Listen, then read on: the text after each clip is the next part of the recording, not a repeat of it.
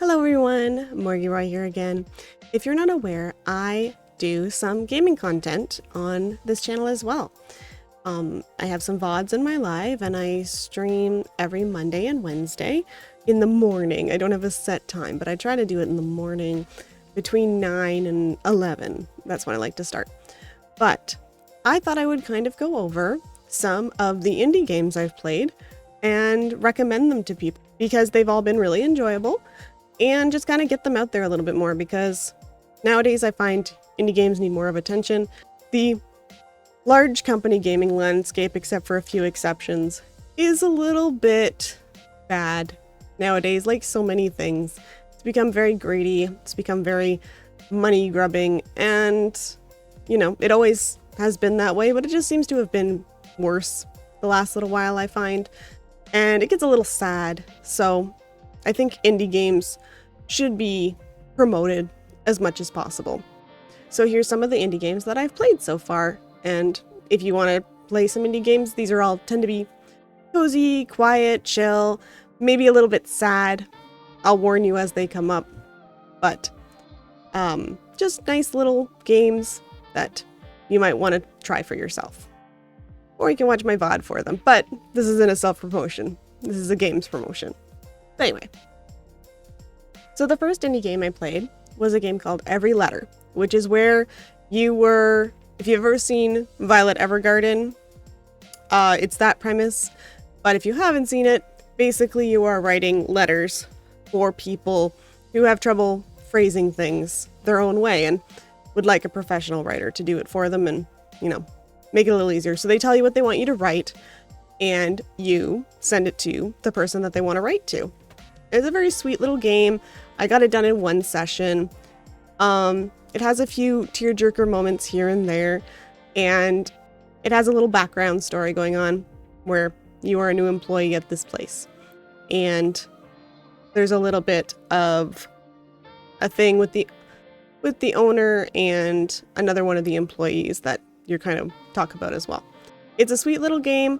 I remember that it was a little bit, what you wrote didn't really matter. There wasn't like a, oh, you have to use these words in the letter or the person would not like it. You didn't really have an effect either way, no matter what you wrote. Like I tried to write things, you know, correctly. But there wasn't really a yes or no way to do it or a bad or good way to do it. You weren't marked. It was kind of just a fun thing, and the game didn't really respond to what you wrote. But it was a game I would recommend. Keep in mind, what I found out partway through is that it acts, the way you write in the game mechanics is like a typewriter. So if you make spelling mistakes, you can't backspace because it's like a typewriter and you can't do that with typewriters. So that's something to keep in mind, because I have terrible typing. I make typos all the time, so just keep that in mind. But I do recommend this game. The next game I played on my channel was Snow Cone Serenade, which is a sweet little game where you are a person who lives with their dog, and your dog is a little bit sick, and you are snowed in, and you're very worried about your dog, and you go down to turn back on your generator in your house, and you end up getting transported to this snowy landscape area that you don't really know where you are. It's kind of like you're in a fantasy landscape, but everybody seems to know you and know about yourself, and you're just trying to get back to your dog. So it's a very sweet little game. It has a lot of cute scenarios in it. The only thing I would warn you, and I put this in the trigger warnings in the game, is that, spoiler free, an animal does die in it, and there is a bit at the end where many characters die, and it was very sad at the end, but I still recommend playing it because it's a sweet little game, linear adventure game, where there's some dice rolling in it. dice rolling mechanics in it, and it's very cute. I recommend it. The third game I played on my channel was a game called Zodiac Cats, and Zodiac Cats is just a puzzle game, a sliding block puzzles, and you can do either more difficult or less difficult ones. But the company who makes it raises money for cat charities. And you also can have the game suggest what kind of cat you should adopt based on your horoscope. So it's a very sweet little game, a little nice little puzzle game. And I enjoyed it. It's very beautiful art. Just not a lot to it, but that doesn't matter because the game is raising money for a good cause, and I think that's great. And I recommend it if you like puzzle games. The next game I played on my channel was called Please Touch the Artwork. Now, this is a puzzle game as well, and I'm not the best at puzzle games. I tend to overthink, underthink, get lost, and make a lot of mistakes in puzzle games. So keep that in mind, because at the end of this game, one of the puzzles I could not complete. I tried to mess around with it for a while. I got frustrated and I eventually had to give up on it. But overall, the game is a nice little puzzle game. There's 3 puzzles with increasing difficulty, and each puzzle has a little bit of a story to it. So it's a very interesting game. There is a sequel that was made that I played later as well, which is much more of a surreal, abstract art appreciation puzzle game, but it's more of a point and click game, whereas this game is more like a mind-bendy puzzle game. But both are very interesting, and I do recommend both. But I did get frustrated in this puzzle game, which is not to deter anyone. That's just me. The next game I played was Lily's Day Off. Now, Cupin, who made my old model, also made this little visual novel game. And oh boy, it is just very silly. It is a visual novel. It has a branching storyline. I think I played all of the branches except for a couple because I was kind of worried if they were going to be not safe for work. And I did play them off game, and they were a little bit not safe for work. They probably would have been okay. But just something that I just wanted to avoid on stream, just in case. I have never laughed as hard playing a game before I played this visual novel. It's incredibly absurd. Stuff happens that you aren't expecting, and you just kind of go like, what the heck? What is happening? And so only on that point, I would recommend it. The art is cute. The backgrounds are just normal backgrounds, but the art of the character, Lily, who I think is the only character you see in the game, is very cute. So I recommend it. Just keep in mind, it's very absurd, and some of the pathways are a little bit more for an older audience. There's some hinted at stuff. So I'd recommend it just to definitely being a teen game, like 14 plus, I guess. But yeah, I did find it very funny, and I did laugh a lot playing that game. The next game I played is just a fun little time filler game. It's called Measy No, or Measy No is how I like to say it. Measy No, where you're just fixing pieces of decorations that your cat has knocked off of something, and you have to put it back together. So it's just a cute little puzzle game. It's a good time filler. Not much to it besides that. There are some various, there's quite a few different levels to it, but none of the levels take very long. So, but the art is cute. So if you like that and you like simple puzzle games, it's a good one.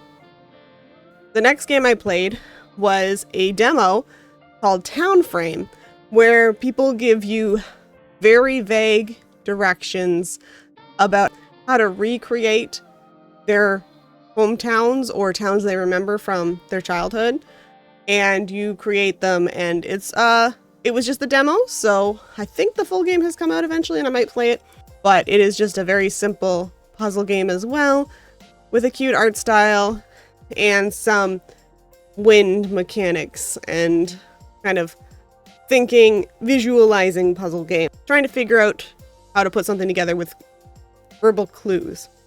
The next game I played was Long Time No See, which is a visual novel game about 3 friends in a spooky house, which is not very creepy or spooky, but it's just kind of cute. So I recommend it. It's about 3 friends who haven't seen each other for a long time, and they get back together and things are a bit awkward. But it's a very sweet game and the art is very cute. The next indie game I played was called Ballads at Midnight, which is a visual novel game that is about a lady who is arrested and taken to an island where a vampire apparently lives. She's worried that she's going to die, and they end up having a relationship. The art in it is very nice. There is a little bit of voice acting in it, and the voice acting is hit or miss for some people. And the voice acting is sporadic. I found myself sometimes starting to read text and then the characters started reading it in the voice acting and I was like, oh, wait, they're talking. But it is a very well-made little visual novel game. Has a nice romance story in it and a little bit of drama. It's a dramatic paranormal romance. So if you like that kind of stuff, I'd recommend it. The next game I played is called Taste of the Past. This one was a very emotional game for me to play. I did end up crying on stream. So it deals with loss of a mother and the grieving process dealing with that. Although I have luckily not lost my mother yet, the game is very good at making you relate to the main character and making you think about how you would feel if you had lost a parent. And if you have lost a parent, I do recommend keeping that in mind if you play this game. But it's a very beautiful game with a very beautiful art style that is quite short. And I did get quite emotional playing it, so keep that in mind if you do play it. Finally, the most recent indie game that I have played and completed was Please Touch the Artwork 2, which, as I said before, is a surrealist game that is talking about a particular artist, a Belgian painter named James Ensor, and you can tell that the person who made this game felt very strongly about this artist, and you are a skeleton traveling through these paintings and looking for items that the various characters in the paintings are asking for.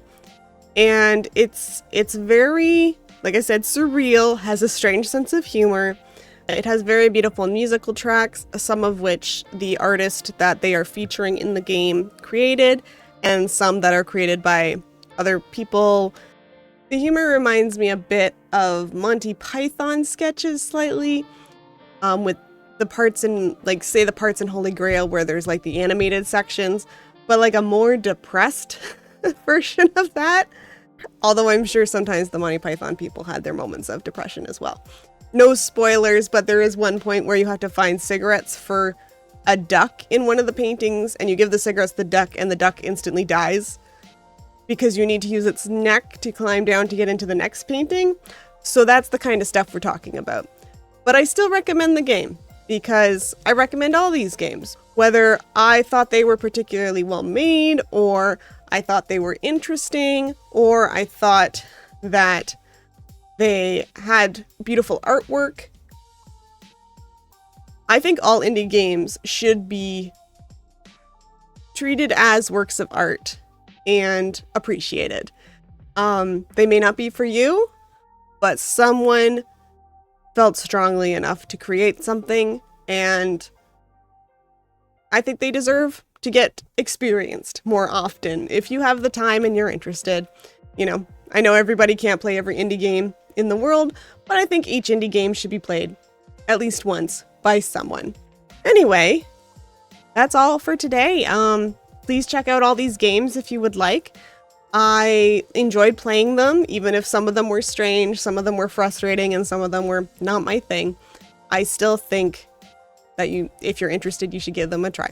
If you are in the comments after trying any of them, please let me know if you liked the games. And there'll be more coming. I've got a whole list of Steam indie games that I'm going to be playing in the future. Right now I am partway through a visual novel called Autumn Spirit, which is very beautiful as well and is having kind of a sorrowful, introspective story at this point. So, thank you so much for watching. Please like and subscribe. And I hope you're having a great day. And if you're not having a great day, I hope your bad day is over with soon. And we'll see you next time. Bye-bye.